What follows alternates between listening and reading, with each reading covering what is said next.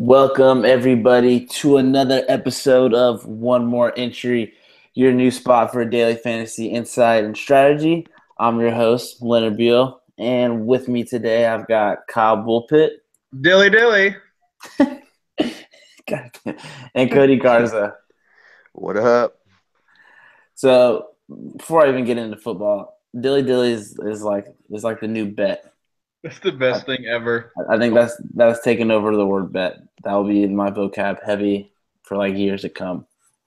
That's from the Bud Light commercial, right? Yeah, Yes, the best thing ever made. it Dilly is. dilly. And it still hasn't hit mainstream yet. So like we can hit this thing in. We can basically say we came up with Dilly Dilly. So I'm gonna ride the Dilly Dilly wave hardcore. But anyways, back to football. We are going to. So basically, the way we're going to do our show now is an awesome format, and we're going to just create lineups for you guys, tournament lineups, so that you guys can use them or kind of see where our mindset is to help build your lineups, help further your DraftKings possibilities. We'll all go from quarterback all the way down to defense, creating lineups, and then us three are actually going to be playing for a 12-pack of Dos Equis. Is that what we said this week? Little 12. A little 12er? All right. So we'll actually play for that, just so you guys know we're serious about our lineups. But I guess we can go ahead and get started straight to quarterback. Wait. Before I get actually going ahead of myself right here. Any insights or takeaways from last week in the NFL that anybody wants to go over? Big Ben should retire or jump off a bridge. Both viable options. Okay. Kyle, you got anything? Leonard Fournette is a man-child with superhuman strength that loves to get hit and give hits. And I want to be like him when I grow up, basically. Okay. Yeah, sticking with your Big Bang talk, man, I am really starting to like Juju Smith. I don't know. I don't know if I'm ready to play him yet, man. I'm starting to like him more and more every time I watch him play. He's only 3,600 this week. Dude's going to have a breakout game one of these days. But see, his quarterback's suicidal right now, though. So I don't know when that breakout game is going to happen. Yeah, I'm not really sure when I'm not really sure how he's going to be the rest of the season, but I'm liking Juju Smith. He definitely has some talent. Absolutely. And speaking of talent, I think I can start us off with my quarterback pick this week, and that's going to be Mr. Drew Brees at home against the Lions. He's the third highest quarterback in the slate. By the way, we're playing just the Sunday slate, which is the noon and afternoon games. DraftKings does not include the night game anymore for the Sunday slate for everyone listening. But yeah, Drew Brees is the third highest ranked quarterback, and with so many options, especially like Deshaun Watson coming in at 6,700, I think he's going to be a lot more owned than Drew Brees. So Drew Brees is 500 more, but he does amazing at home against the Lions defense. That's still pretty questionable. He easily has a chance to throw up 4 touchdowns and 400 yards. Who are you leaning for this week, Cody?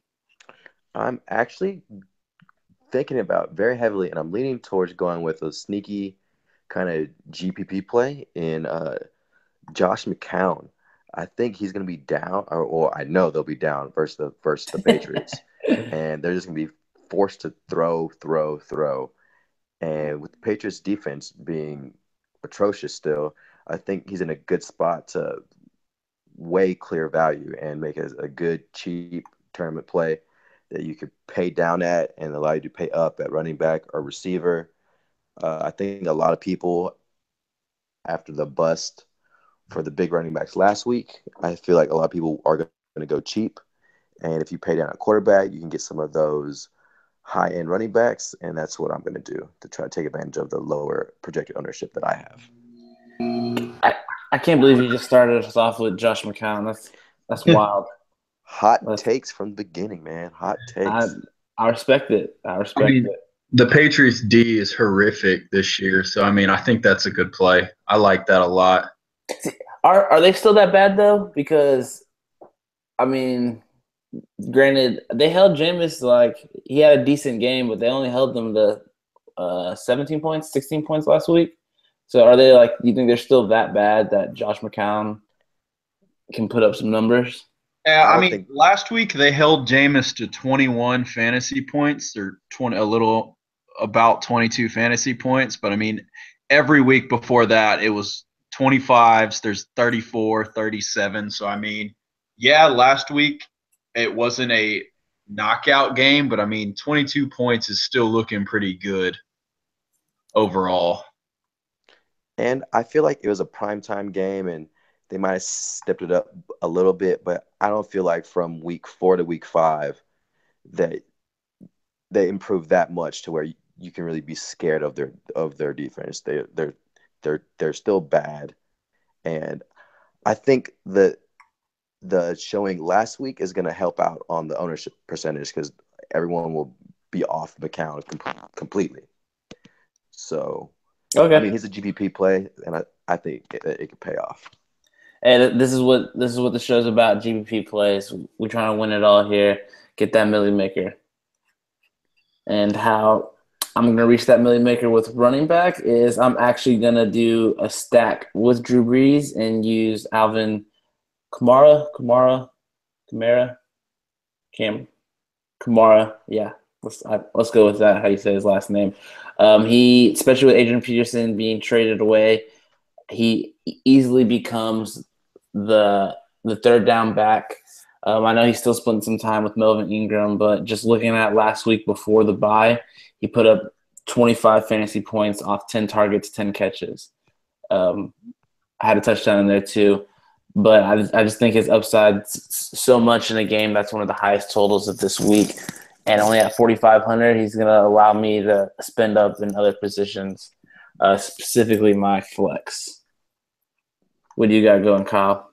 I like that play a lot. I'm going to go actually backtrack a little bit. I said I like McCown. That's actually not who my quarterback play was. So I'm going to go ahead and give you guys my quarterback play of the week. So I really was starting off like just how good Deshaun Watson's been doing. That's really who I wanted to play against Cleveland. And I know his price tag, 6,700. He's gone up a lot. And I was like, oh, well, I'll hold off. I won't put my quarterback in play yet. Now I'll come back to him and play it. But actually, after making my lineup, I'm going to actually have to save more at the quarterback position. So I've dropped down to Carson Palmer at 6,100. The dude throws over 40 passes a game. I mean, I know he's more of a cash play player, but I mean, even when you're making GPP lineups, it really only takes a few fades or contrarian picks to really make your lineup a GPP lineup. But for my QB this week, I'm going with Palmer just from the sheer volume he's going to have. And I mean, Tampa Bay's defense isn't great. I know they've shut down teams like the Bears, but I think Palmer's going to still be able to put up some good fantasy numbers. They may not win. I don't really care. I'm just worried more about what his fantasy points that he's going to do. Okay, going with the old man, father time. I'm cool with that. I think quarterbacks is one position where, let's see, essentially the top 10, 12-ish picks in DraftKings all have basically the same floor. So yeah, it's hard to really suck. Besides your McCown pick, Cody, it's hard to really suck at quarterback. I really liked Watson and Cousins. Those were the other two I liked, but it just was one of those weeks. I don't think pricing is crazy this week, but it's just one of those weeks where I needed to save that $600 to $700 because I'm trying to pay up at other positions. Yep. I respect But that. I'll just move on into my next pick. I think this guy is going to be super cash. I've heard a few people talk about him, and he was one of the players that didn't get impacted by the Monday night results, and that's Jerick McKinnon. He clearly was the favorite down back following Dalvin Cook's ACL injury. He's still only 4,100. That allows me to pay up at a lot of other positions. So I mean, I'm probably plugging him into at least 80% of my lineups this week being cash and GPP. I think he's going to be high owned, but it's one of those guys that he allows me to pay up at other positions, so I'm fine taking him. Yeah, I respect that call, and I mean we can see that he clearly put up decent points last week, good points last week, and with his price not going up, he will be the chalk, but he will be just a free square, free play that you should just go ahead and just plug and play and just ride with it. Because if he does average, he's not going to hurt you, but he can always go off, and everyone's going to have him. So you kind of need to have him in a good amount And lineups. yeah, you made a great point. I don't expect him that he's going to put up the numbers that he put up last week, but only being 4,100, it doesn't take a lot of points for him to make value. I mean, if he scores a touchdown off 5 catches, he pretty much hits value. So yeah, he hits value, and I'm completely fine with that. Yep, especially in the game against Green Bay, which should be it should be a high scoring game. Yeah. With Aaron Rodgers, bad man on the other side. Cody, who you got running with running back right now? Well, I said I was going to pay down at quarterback so I could pay up at running back, and I'm going to have to go with Kareem Hunt. I saw what Fournette did to the Steelers last week, and I know that he had that 90-yard touchdown run at the end. It was kind of fluky, but even before that, the Steelers had given up almost 100 yards rushing, and they just had no answer for Fournette. And I think it's going to be the same way with Kareem Hunt. And we saw last week versus the Texans that Kareem Hunt, I think he got something crazy like 30 carries or 33 carries. Yeah, 29.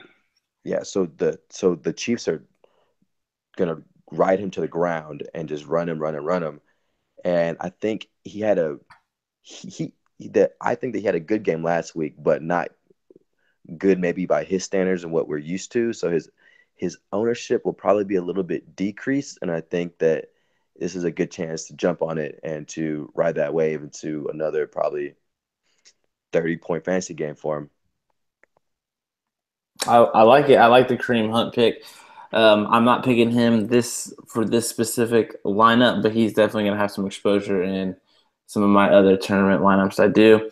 So kind of staying around that same kind of price point, somebody who essentially shit the bed last week, especially with all the hype he's had since week 1, and definitely after that crazy Thursday night football game against the 49ers. My running back 2 is going to be Todd Gurley, coming in at 7,700 going against the Jacksonville Jaguars.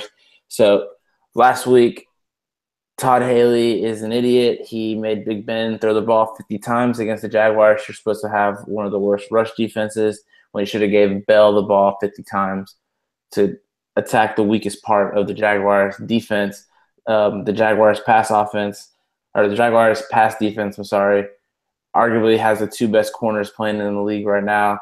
And Jalen Ramsey and then AJ Bouye on the other side, like they're just shutting down people. So the way you're going to score against them is by running the ball. And I think after last week, Sean McVay.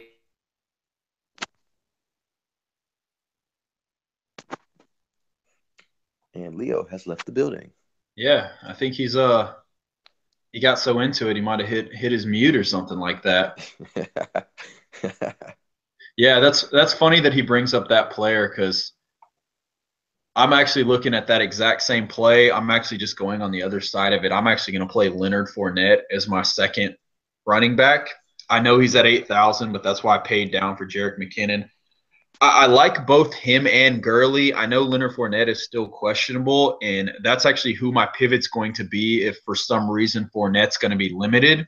I'm going to go straight and pivot right over to Gurley. But I like Leonard's floor better than Gurley's, just in the predicament that he's probably going to get 25 carries and a few targets, and I just like that floor better than Gurley's. I do completely agree that, like, how else is the Rams going to put points up against Jacksonville? But I think you can look at it exactly the same way on the other side. Like, I don't think Blake Bortles is going to be able to do much. I'm not saying the Rams are great. I just don't really trust Blake Bortles. So I really like Leonard Fournette in this situation. But if I see any reports that he's going to be out or even he's going to be limited, like, I'm straight pivoting right over to Todd Gurley because both Jacksonville and Rams are 2 of the highest teams, and like the running back scoring more points than what they're projected.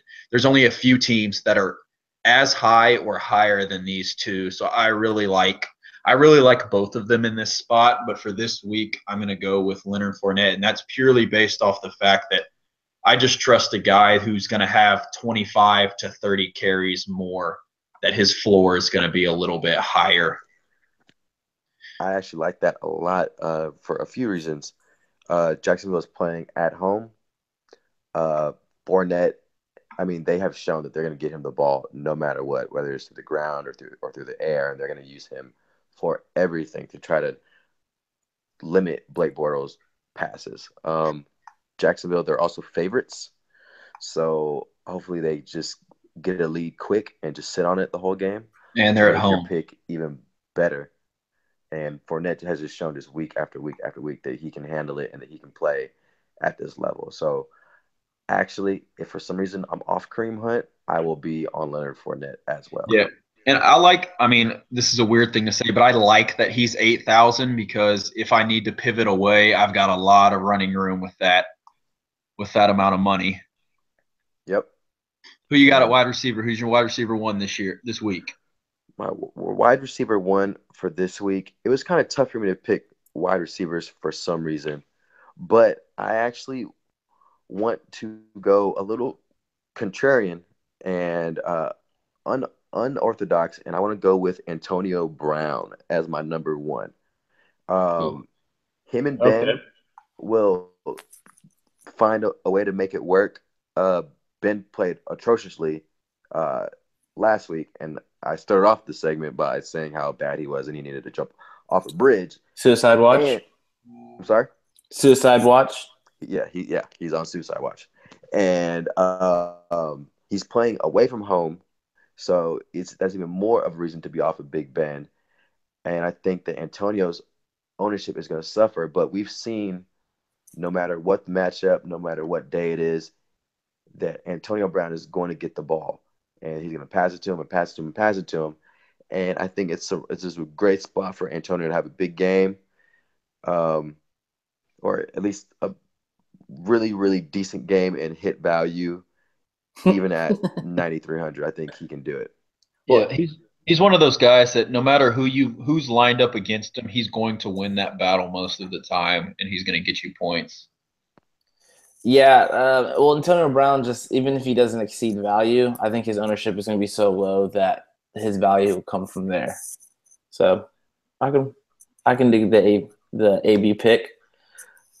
And nice of you to join us back, Leo. Yeah, I don't know what drop your right wide receiver bomb. Okay, my wide receiver. Y'all gonna love my wide receivers. I'm only gonna give y'all two, but I wish I could give you all three. So the one I'm going to start off with is Deshaun Jackson. Surprise. You love Deshaun Jackson, man. It's ever since his Cal days. I watched him return one of these punts. I've been on Deshaun Jackson since 2008. But hear me out. He's in another amazing spot, okay? You've got Tampa Bay going up against Arizona, so Patrick Peterson, without a doubt, is gonna shout out Mike Evans. That's just gonna happen. Okay, so Arizona has been putting Bethel, forget his first name, their second corner on wide receiver number 2s, and if you saw the Eagles game last week, Torrey Smith burned him for about a 58-yard touchdown. Okay, and Torrey Smith is nowhere near the caliber as Deshaun Jackson. So at 5,800, Deshaun really just needs one big bomb and a couple rinky-dink slants to easily exceed his value. That's going to be my wide receiver number one. I haven't watched that much, Leo, but what is the problem with Winston and Deshaun Jackson? Is he dropping the passes? Are the passes not good? They're terrible passes. Clicking? They're just not clicking. There have been terrible passes. Like Deshaun against the Patriots, he easily could have had 200 yards and 3 touchdowns. He constantly got behind Butler, but it's just the crab finger, crab leg. Winston just wasn't doing it. Crab leg Winston. I like that. Had a little throwback diss right there. But this, I really think this is probably the lowest you'll see Deshaun Jackson. And honestly, if he goes any higher, I'm gonna be off of him because he is kind of reliant on that deep ball. So this might be my last week with him, guys. Yeah, and I think I mean, we've got the 5-week sample size, and it doesn't matter who is on the other side of Mike Evans. Winston has shown that that's his first look. That's his guy he's going to try to go to. But Patrick Peterson. No, I understand. I still like the Deshaun play. He had a good Okay. week last week. He still had what? Didn't he break the 100-yard mark? Finally, yeah. Yeah, so he still had a good week. Yep. All right, Kyle, on to you. Who you rolling with? Okay, so we're giving out 2 of our 3, and we're gonna keep that last one a secret. Yes, sir. All right, I'm gonna go with my easier play. So, like I said at QB, I was really high on Deshaun Watson, and kind of my initial thoughts was I'm gonna do a stack as always, and my stack was gonna be the very generic, the very let's play it every week Watson Hopkins stack. Even though I'm not So playing basic. Watson, I'm still going to play Hopkins. I mean, I'll just repeat myself what we've said every week. The dude is the number 1 leading targeted receiver. He got 3 TDs last game. Like Watson finds Hopkins. Like he's going to feed him the ball. Houston's going up against Cleveland. I know they're I mean, is anybody scared of Cleveland? No. That's if you're somebody that doesn't play fantasy a lot, like one of the first plays, like one of the first beginner plays is who's playing against Cleveland. Let's go play those players. So I like Hopkins this week. He's 8,100. He's still not crazy. He's not at what you normally see like Julio Jones and Antonio Brown at like the $9,000 range. So I still like that play. I paid down at some other positions, so I like Hopkins this week. I think he's going to meet value. And then I'm just hoping he has some kind of breakout game. I don't know if the game script's really in Houston's favor this week, but with a few of their defensive players being out for the season, I think Cleveland might be able to move the ball a little bit that helps Houston's game script keep the ball in the air. I like the Hopkins pick a lot, and I just had to pull up his stats real quick. I did not know this, so I know obviously he got more than 10 targets.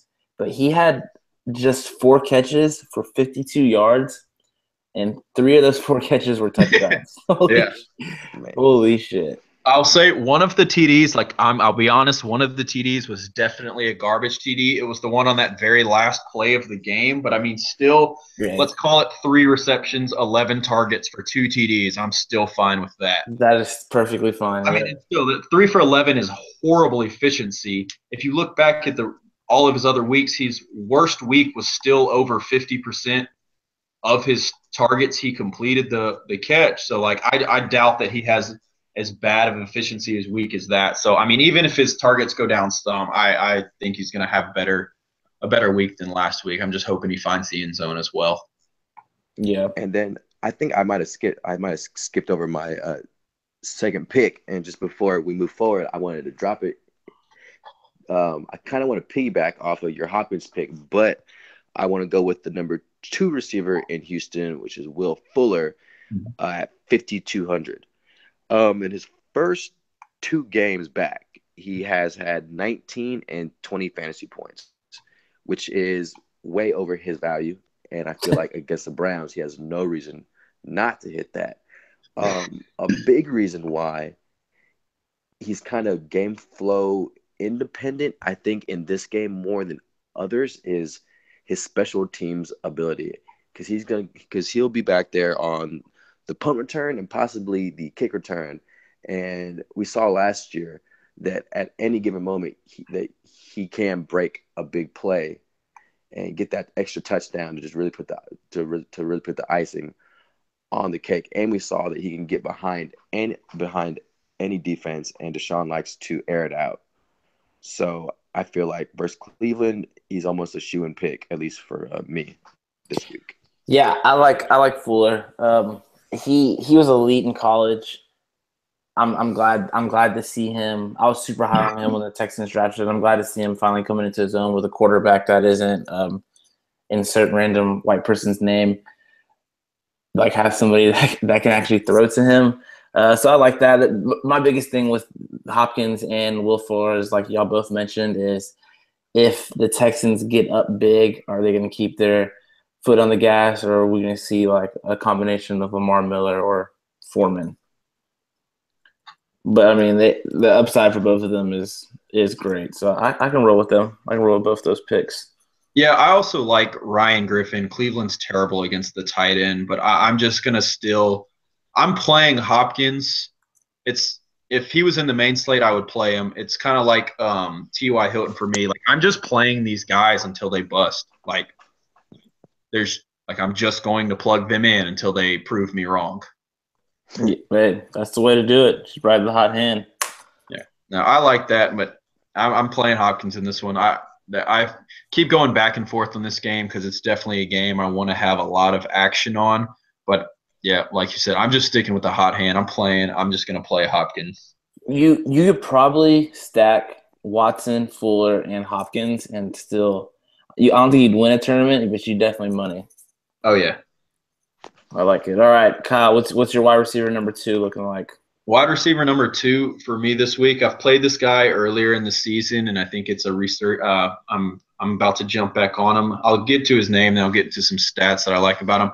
I'm going to play Golden Tate against the Saints. Like one of you hit on it earlier. I imagine this is going to be a high-scoring game, and I want to get some action on the Detroit side. I like the New Orleans players, but on the Detroit side, I like Golden Tate. He's at 6,800, so I don't think he's crazily expensive.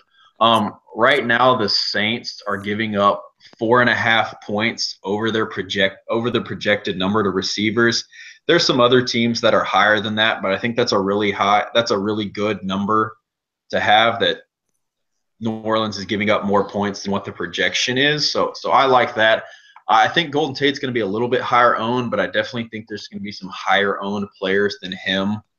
I think Michael Thomas on the other end is going to be higher owned than Golden Tate. So I like this play. Right now, he's only 6,800. So this is going to be my wide receiver number 2 for the week. And I'm just hoping that he's able to find himself in the end zone this week and get the receptions that I know this guy. The game script is perfect for him to get a lot of targets.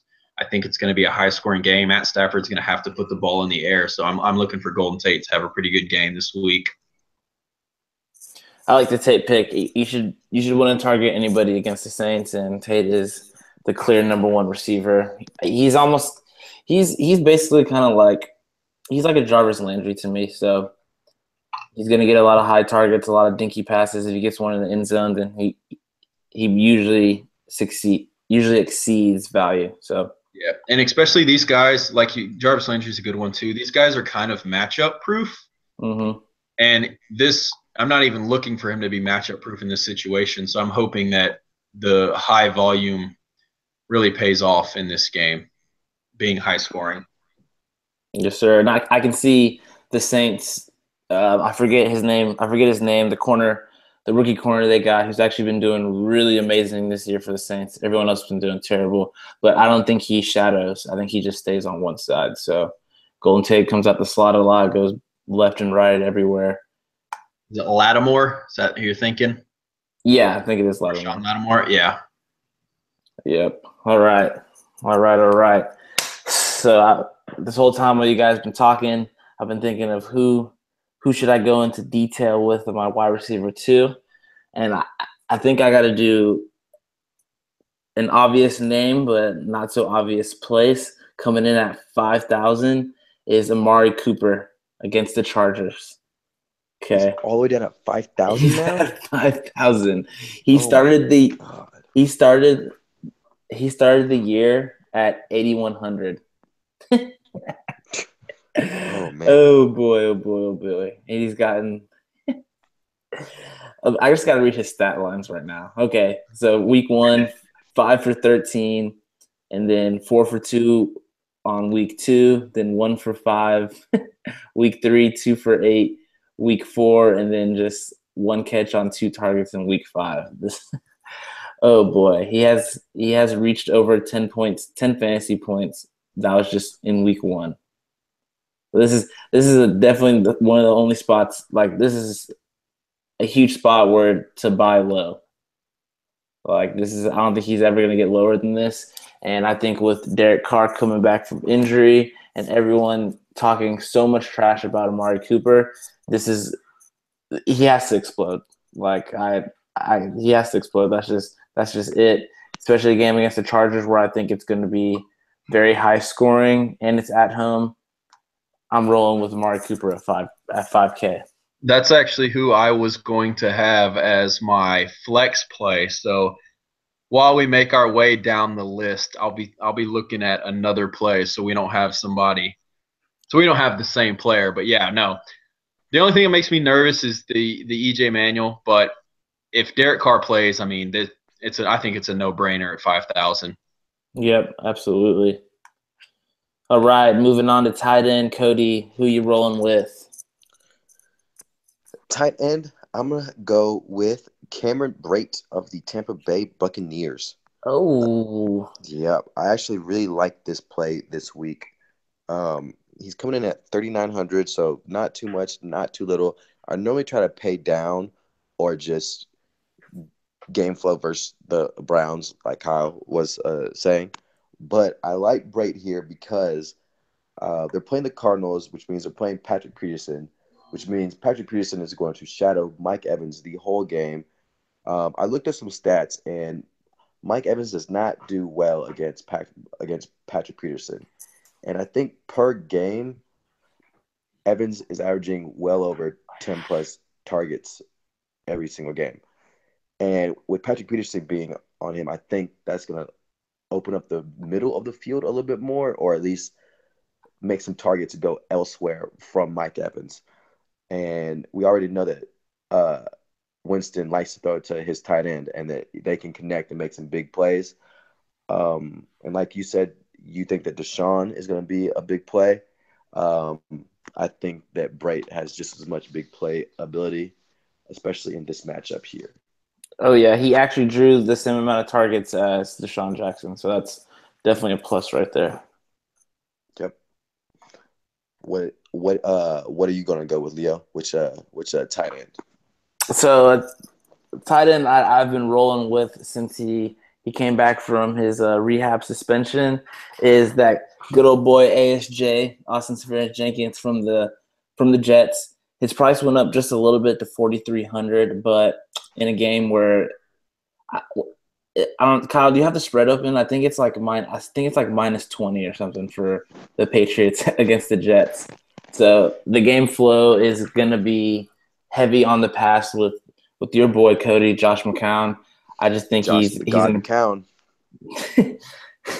Yeah, spread right now is 9.5 points. They're spread right now 9.5 points over the Jets.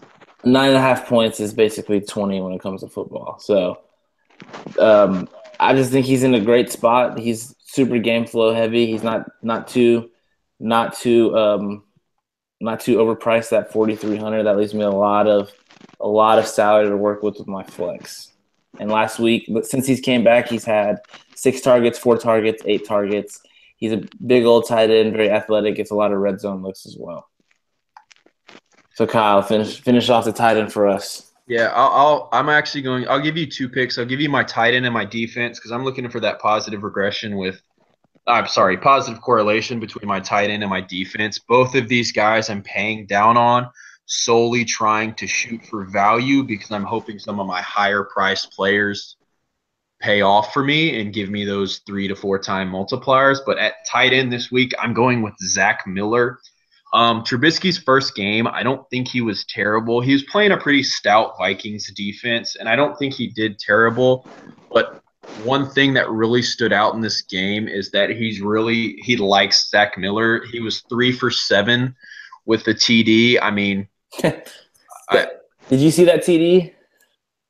The bounce off the player's hands? Yeah, I mean, hilarious. All I'm concerned with is he's 2,900 and Trubisky's looking for him when he's trying to pass the ball.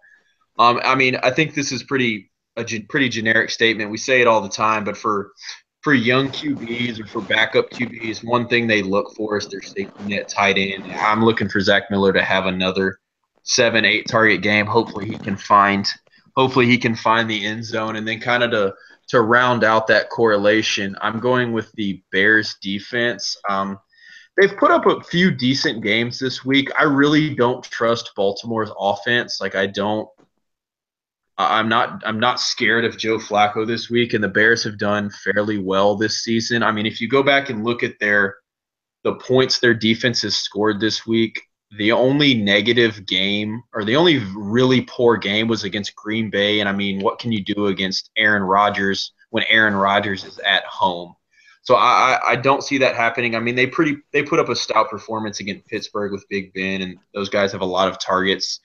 And I'm not saying, and I definitely don't think Baltimore's as good of an offense. So I'm not really looking for the Bears to come out and have a 25-game defensive performance, but I'm looking just to meet value at 2,700. Paying down at these two spots has allowed me to pay up pretty significantly at some running back and receiver positions. So I like that play. Wow, I never thought by week 6 – I actually never thought this, not even regardless the week, that we'd be talking about stacking a Bears tight end and the Bears defense. So I give you props, Kyle. That is ballsy. I mean, both of those together, what am I looking at? 49. It's 5,600 for both of those spots. I mean, that gives you some room to do some things. I mean, I've got 3 players in my lineup at $8,000. So I mean, it gives me some room to do some other things that I like to do.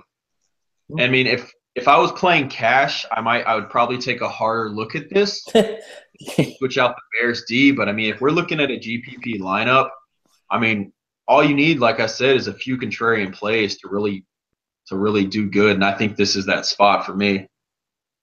Hey, I can respect gotta go big or go home. All right, Cody, who you got defending your squad? Defending the squad and holding the fort down as a sneaky GPP play team. I want to go with the Miami Dolphins defense versus the Falcons. We've seen that the Falcons can get shut down at home. We've seen that Matt Ryan is not the quarterback that he was last year. And Julio is not having the same season, which you could blame on Matt Ryan, but he's not having the same season as he normally does at this point in the year. That the Dolphins, while they don't have a great defense, they have a pretty good defense. I think it's underrated for the most part. And I think that at this matchup away at the Falcons, that they're going to be way under. Well, not under, but I think that no one is going to be on them. Yeah. I think that they have a good chance to hit value. And last time I believe their price is super low. I didn't know what it was. I think it's one of the minimum priced defenses. That's why I picked them up. And yeah, they're down there at 2,000. At 2,000, geez. At 2,000. So, I mean, they score, one touchdown. That's value. I mean, it's kind of a long shot. But I think that they can keep the game close and keep the Falcons somewhat in check. And they can definitely be a good play to save you some money to spend up at other positions and not kill your lineup. So this leads perfectly into my defense and my flex position, but I'm the complete opposite of you, Cody. I get why you want to do the Dolphins at 2,000. Matt Ryan's not the quarterback he was last year, blah, blah, blah, blah, blah. But I'm actually going to be rolling with the Falcons defense in a game that I think anytime you go against Jay Cutler, there's a high chance for a touchdown. And with that Falcons defense and the money I've been saving with my amazing lineup, I'm going to roll with Devontae Freeman at the flex because I think this game is going to be a blowout. I think Julio will do good coming off the bye week, getting healthier from his back, ankle, shoulder injury, whatever his body's made out of. Yeah, I don't think this game's going to be close at all. I think Atlanta's going to get up big, 10, 14 points early, and then just ride Freeman to the end of it. Yeah, I'd like to see that happen. I've got Freeman sitting in a few of my other lineups that I'm looking at. Well, as long as you're watching the game on Sunday, and the Dolphins surprise everybody, just know that you heard it here first. Because what's going to happen is one of these weeks, Jay Cutler is just going to have some freak game, and and he's going to ball out, and then everybody's going to have to look back at all the shit they've talked throughout the season. Oh yeah, he's that type of person that's just waiting to suck really bad so he can just throw his middle fingers up at you. See, I think once he's at 4,900, I think if he drops down to 47, that's when he's gonna ball. Yeah. See, and with Jake Cutler, I cannot hate him as much as he does wrong and as bad as he is. I cannot hate Jay Cutler because my first big win in DFS came with a Jay Cutler stack. Was it? It was like 3 years ago or 2 or 3 years ago, and I had Jay Cutler and Martellus Bennett. And I say big win, but it was only like 2,000, but I was a college kid, and that 2,000 bought a lot of bottles and a lot of drinks. I remember that time of your life. That was a good time. It was a great time. I got to benefit from that $2,000. For sure. That's great. Yeah, just Jake. Gosh, he pisses me off because he's like not good at all. But then I do like him because he just doesn't give a fuck that we don't like him. See, that's my favorite thing about him too. It's like that Wildcat play where he just stood there with his hands on his hip. Like, I loved that. I was like, this is amazing. It's a professional football player on TV doing this. he just stood there. I mean, at the beginning of the season, he said, well, fuck it, I'll be a broadcaster. And then a week later, he said, all right, fuck it, I'm going to be quarterback. Like, he just does not care. I'm just going to come in with 1 week left in training camp and start for a franchise. That's great. Man, see, my problem with what I think Jay Cutler's going to do this season is the last 2 weeks he's played Tennessee and the Saints. 2 spots that, like, if there was ever a spot to play him, that was it. And he did nothing. Put up less. What's going to happen is he's going to be playing against – I don't even know what their schedule looks like, but he's going to be playing against, like, the Jags secondary or the Seahawks secondary, and he's going to just ball out in a game that he is supposed to not do anything. Like, that's what's going to happen. He'll put up like 7 touchdowns. Everybody off. Yeah. He'll just laugh at all of us. He'll just laugh at all of us. He'll probably just take a cigarette out on the field and start smoking it. That's Jay Cutler. Okay, all right. Let's finish off with y'all's flex. Who wants to do the honors first? Yeah, I'll go ahead and knock mine out. I mean, Amari Cooper was a play I'm really looking at, and to be honest, if Derek Carr plays, that's actually who I'm going with. I have so many contingencies around my flex this week.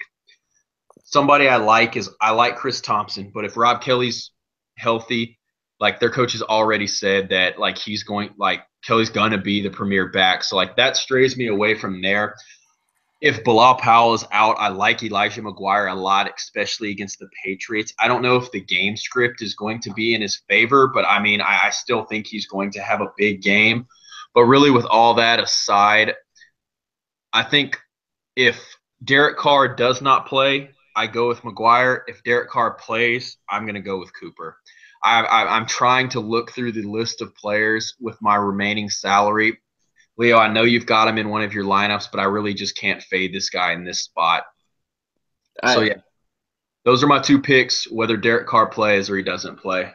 I'm with you on that. I think both of those are great picks. I know we haven't talked much about Elijah McGuire on this podcast, but for everybody listening, just go look him up some. He's only 4,600 in a spot where they're going to be behind. He did catch like 100+ catches in college, so he has hands. He could be a sneaky play. Yeah, and I mean, I'm looking at like projected ownership for him, and he's low. Like he's in kind of the middle of the pack. So like, I think that's another bonus to play this guy.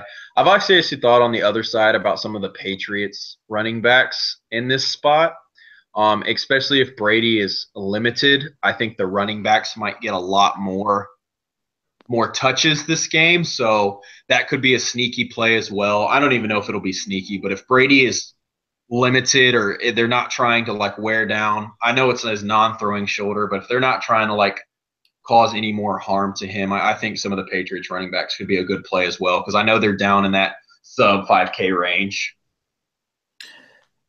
Tom's a troll though, so don't be surprised if he just drops like 400 yards and 4 touchdowns. Yeah, he goes all air, 40 pass game Like they're just lying about his injury report because it's the Patriots. because they just feel like it. And it is his They're like, left the Jets shoulder are too. 3-2. It's Let's go not ahead his and lie. throwing shoulder. So Yeah. there is that chance that he says, "Fuck it, all I need is one shoulder. I don't care about this left. Let's air this thing out 40 times." Yeah. I don't know if they want to like keep him limited and put the ball on the ground so he doesn't stand the risk of getting hit in the pocket.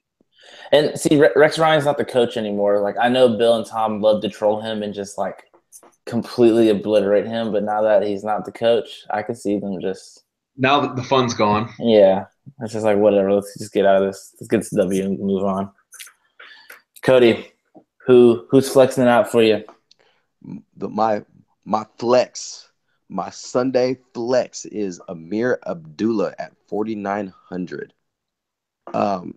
We have seen that he is a legit running back in this league, and he can break open big runs. He can evade tackles. I've actually watched a lot of his games, and he has moments and drives where he just looks untouchable and too fast for everyone else around him. They're playing at the Coors Field of the NFL at New Orleans. It's supposed to be the highest projected game of the whole slate. I know Matt Stafford is kind of dealing with an injury, and they might try to shy away from using him too much and try to attack the Saints through the ground, and that's going to be all Amir. And he does catch a few passes as well. I know they try to get that to Theo Riddick, but I also think that they want to keep establishing Amir and keep feeding him to really get that run game going and take some of the pressure off of Stafford. And with all the points and all the touchdowns that are supposed to happen, I'm pretty confident that Amir will have at least one, hopefully 2 touchdowns and 100 yards, which will put him way past value. I like it. He was on a roll last week. The Panthers just kind of, I don't know. They've had this resurgence that it took Detroit by surprise, and they had to go off of him and went heavy on Theo. But Abdul at 49, I respect that call a lot more than your Dolphins pick. Hey, I mean, for 2,000, hey, I said this, 2 weeks ago about the 49ers. At that cheap of a price, it's not hard to value. That's very true. If the Dolphins get 3 sacks, I think that's value, right? Yeah. Yes. It's not hard to value at that cheap of a price. All you have to do is not get destroyed, and you value. Yeah, and if they get a pick 6 or a fumble or a touchdown, oh boy, that's it's a 10 times multiplier. Yeah, that's crazy. Whew, guys, great job with the lineups. Let's run through real quick each lineup so that anybody is welcome to copy these lineups. Throw in some cash if you win off mine. My DraftKings name is Leo Rose Johnson, so feel free to toss me some cash when you win. But just go through the whole lineup. You can say your wide receiver 3. We just didn't go into detail with them. Okay. So I had Drew Brees, Alvin Kamara, Todd Gurley, Amari Cooper, Deshaun Jackson, Jamison Crowder. Yeah, that guy. ASJ, Devontae Freeman, and the Falcons defense. Cody. Actually, let's go with Kyle. I didn't write mine down, so give me 1 second. Come on, man. I'll go slow. I'll go slow. I'll give you a minute. So I'm going with the old man, Carson Palmer at QB, paying down for Jerick McKinnon at running back, paying up for Leonard Fournette at running back. And like we hit on earlier, if Fournette is questionable, any reports that he's going to be limited, I'm doing a straight pivot over to Todd Gurley, just on the other side of the ball. Wide receiver 1, DeAndre Hopkins, the Golden Tate. And then actually my wide receiver 3 with no Josh Norman is going to be Pierre Garçon. I think that's a solid play this week. Absolutely. Tight end, I'm going to save some money. Zach Miller. Flex is Amari Cooper with a healthy Derek Carr. And with an unhealthy Derek Carr, going to be Elijah McGuire. And then at defense, I've got the Bears.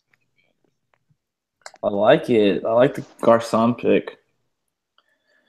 Cody, you ready? Do we need to stall? I am ready. Give me. As a side note, the Yankees did just win the series, so the Astros will be playing them. Just FYI, in case any of our listeners were wondering, You that did buying just happen. you buying tickets for Friday? Oh, I'm for sure buying tickets. I'm not missing this game. All right, so at quarterback, as y'all know and made fun of me for, I had Josh McCown. Yeah, I just think that he's going to be way underowned and going to be a great play for 4 tournaments. At running back, I had Kareem Hunt because I think he's just an absolute beast and will get the job done no matter what. My second running back is going to be Carlos Hyde. I know that he was hurt last week, and it's kind of just going off of this is a strictly GPP lineup. I think that he can have a good game versus the Redskins. They're not a good run defense team. I know that Hoyer had a decent game last week, but I think they're going to want to get back to the run game with Hyde and really just try to work him and get the job done. At wide receiver, I had Antonio Brown, Will Fuller, and I'm pairing Josh McCown with Robbie Anderson. Oh, yes, that is going to be my sneaky play. And at tight end, Cameron Brate, flex, Amir Abdullah, and Dolphins as my defense. 2K Dolphins. I like it. I like it. That's Carlos Hyde. Anybody listening, Carlos Hyde is a super tournament play, okay? Please don't put him in any cash games. No, yeah. And that's probably going to change, but as of right now, I just kind of like him just because the low ownership and he does have a pretty high ceiling. I mean, yeah, if he gets the carries, I mean that's a solid ass play. The whole question in the air now is he going? Does he fight off Matt Breida, and is the game script gonna kind of allow it? Yeah, I mean, if Kyle Shanahan's smart, I don't know why they don't treat Carlos Hyde like Todd Gurley gets treated, because Carlos Hyde's got hands, he can run. Like, considering how terrible offensive line the 49ers have had over the last several years, he's proved himself. But it's all if he's going to get them carries, man. So, guys, go ahead and click enter for our little contest to get these lineups locked in. All right, it's in there. All right, so this 12-pack of Dos Equis comes with beer salt and limes because you can't have Dos without it being dressed. Am I right? You are right, but I'm gonna make sure the limes, if I lose, I give y'all are rotten. So FYI, like heads up, you didn't specify. So, well, joke's on you. Taylor just went to Costco and bought like 50 limes. Don't know why, right. but hey, give me them rotten limes. I'll throw them back at you. All right, guys. Any last things any of our users or any of our viewers need to hear from y'all? Ricardo Lewis is a GPP play. I think that's going to be a play. Ricardo Lewis. I kind of like that. The Browns. Yeah, that's going to be a play. He's Kevin Hogan's butt buddy. I like that. Dang, I'm gonna write that down. Yeah. Cody, you got any last minute words? Is the Giants game on the main slate? No, right? Is that the Monday night game? Yeah, it's the Monday night game.